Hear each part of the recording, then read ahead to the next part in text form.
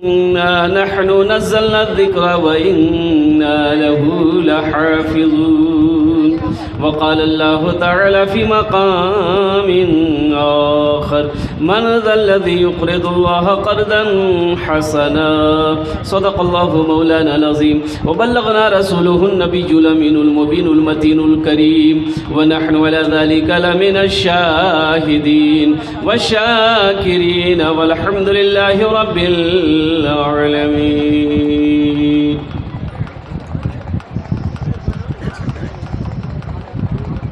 HD থেকে বসে আসে আমার বিদ্বান ওলামায়ে কিরাম,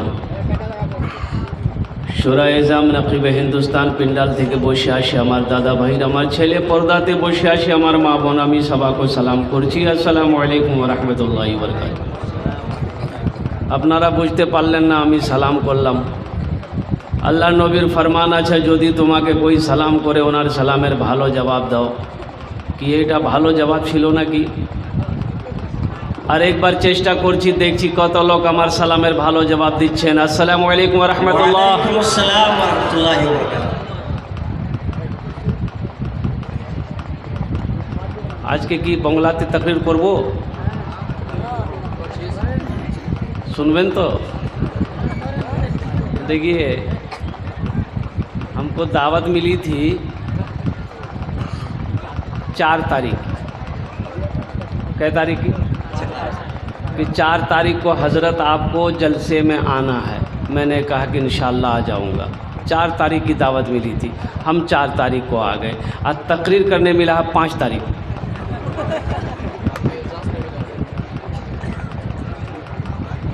आज कै तारीख है बोलो बताइए। अच्छा বলছি কি একটু রিকোয়েস্ট করব, গুজারিশ করব, নিবেদন করব, যদি আপনারা মানবেন বলবো, না মানবেন বলবো। बाबू थोड़ी आवाज़ दे दो भाई। देखिए वो सो गया, तो आवाज़ दा। सो गया वो, पहुंच गया वो। मक्का पहुंचा कि मदीना पहुंचा? माइक बहुत अच्छा है आपका।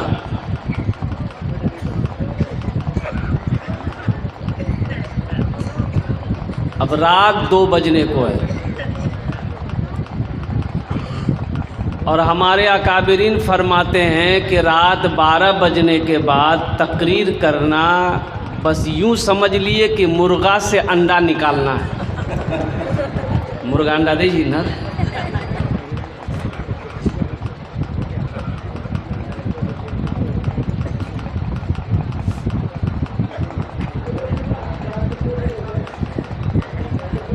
बताइए गया कि जुमे के दिन जो सबसे पहले मस्जिद में आएगा, अल्लाह उसे 1 ऊँट कुर्बान करने का सवाब अता फरमाएगा।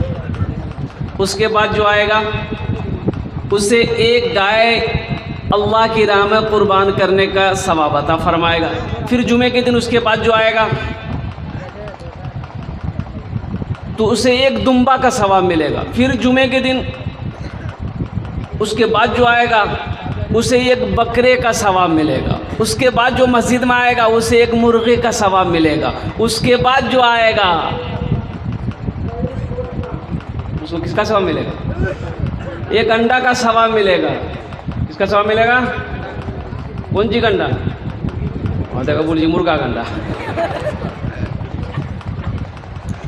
एक बादशाह को मुर्गियों से बड़ा प्यार था, तो एक वज़ीर को मुकर्रर कर दिया था कि इन मुर्गियों की देखभाल करो, जो खाए खिलाओ, भात खाए, चावल खाए, दाना खाए, रसगुल्ला खाए, खिलाओ। हमको मुर्गियों से बहुत प्यार है। अब वो मुर्गियाँ पलती रही। बादशाह एक दिन सुबह के टाइम में वो घूमने के लिए निकला, तो मुर्गियों को देखा तो वज़ीर से पूछा कि ये बताओ, एक मुर्गी एक दिन में कितना अंडा देती है?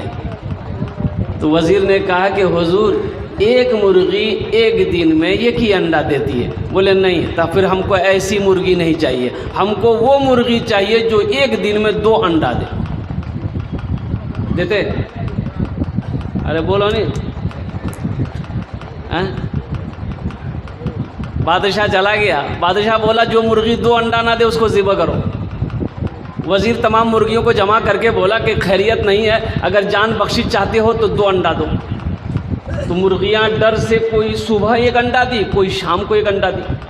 एक मुर्गी के पास देखा ये कि अंडा लेके बैठी हुई है। तो वज़ीर ने पकड़ा गर्दन, बोला तोरा डर नहीं लगलू ते ये के डुमा दिलन से। तो मुर्गी बोली कि बाद वज़ीर साहब दरअसल बात ये कि डर से हम बादशाह का बहुत मुश्किल से 1 अंडा दिए हैं, दरअसल में हम मुर्गी नहीं, हम मुर्गा। रात 2 बजने को है, अब मैं तकरीर क्या करूं आपको बताइए। 8 बजे पहुंचे, बताइए गया था कि इशा के बाद इंशाल्लाह 9 से 10 के दरमियान आपकी तकरीर होगी। लेकिन ये अल्लाह का बहुत बड़ा करम है अल्हम्दुलिल्लाह कि आपकी पेशानी में बल तक नहीं है। नींद किसे कहते हैं, वो थोड़ी सी भी झलक नज़र नहीं आ रही, ऐसा मालूम हो रहा क्या आप अभी अभी जलसे में आए। तो एक तो रिक्वेस्ट करवो, गुजारिश करवो, निवेदन करवो, यदि अपनारा मानबेन बोलबो, ना मानबेन बोलबो ना, बोलबो, अरे बोलबो, मानबेन। अगर दिक्कत ना हो, परेशानी ना हो, अगर क्या जहमत ना हो तो थोड़ा थोड़ा आगे ना बढ़ जाइए। अल्हम्दुलिल्लाह जो सो गया उसको उठा दो भाई, थोड़ा थोड़ा आगे बढ़ जाइए, तो हिल जाइए, तो थोड़ा सा हिल जाइए, थोड़ा थोड़ा आगे बढ़ जाइए। हम ज़्यादा नहीं कर रहे, थोड़ा थोड़ा आगे बढ़ जाइए। खाली ध्यान रहे किसी का हाथ किसी के जेब में ना जाए, ज़रूरी नहीं है, थोड़ा थोड़ा हिल जाइए। अल्हम्दुलिल्लाह, वाह भाई वाह। ये देखिए तो पढ़े लिखे लोगों की बात ही कुछ और है, माशाल्लाह। बस बैठ जाइए।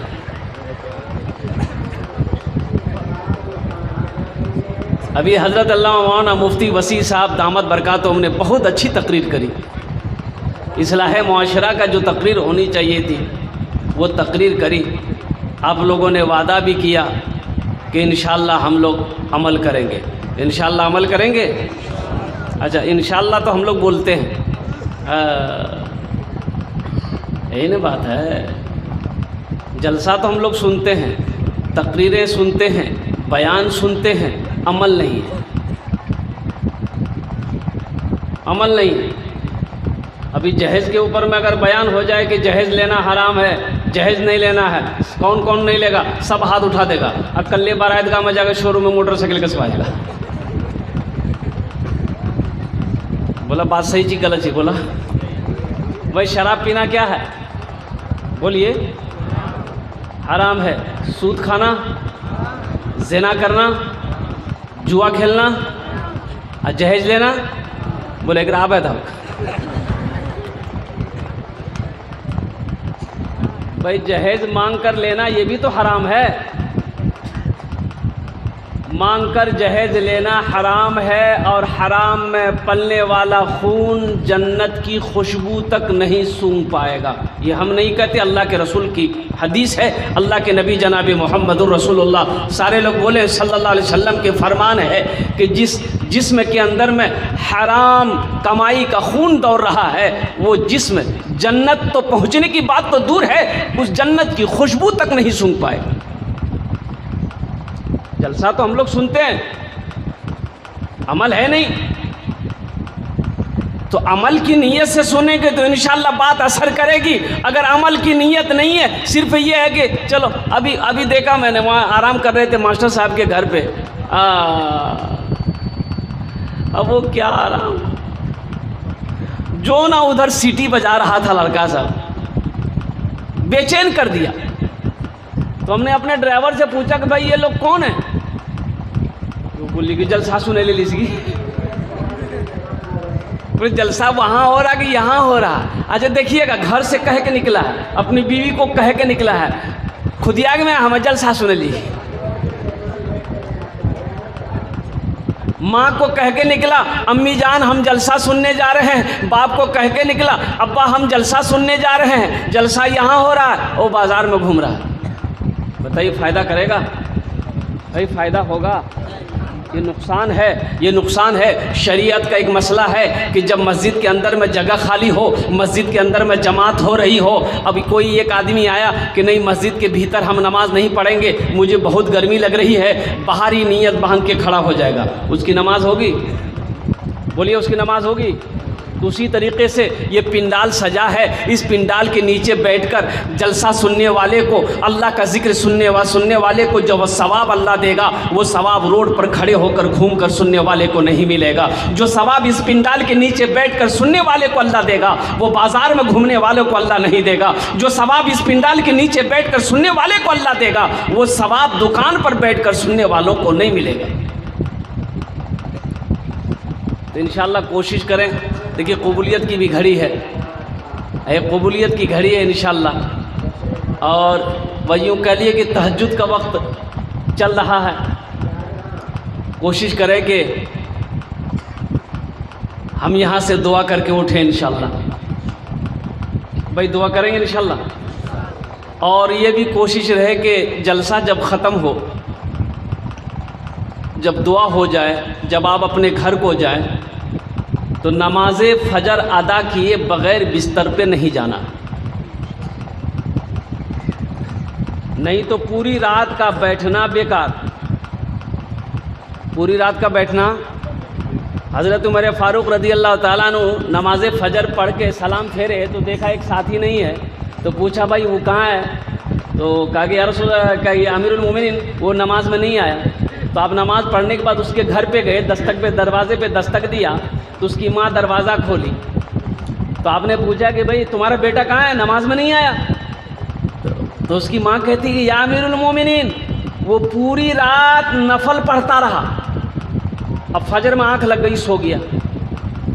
तो हज़रत उमर फ़ारूक रज़ी अल्लाह ताला अन्हु इरशाद फरमाते कि काश वो पूरी रात नफल ना पढ़कर आराम कर लेता, फजर की नमाज पढ़ लेता, सबसे ये बेहतर हो।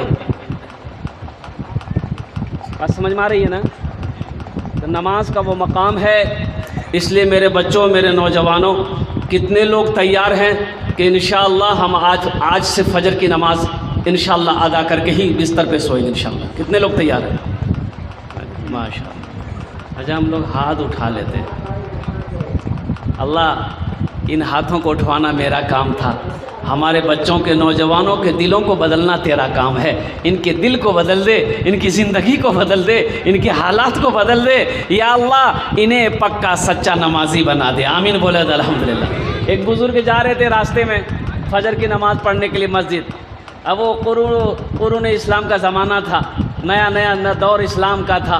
अब मस्जिद जा रहे थे नमाज़ पढ़ने के लिए, अंधेरा था, रास्ते में ठोकर लगी, गिर गए, कपड़ा ख़राब हो गया। घर आए, घर आ करके गुस्ल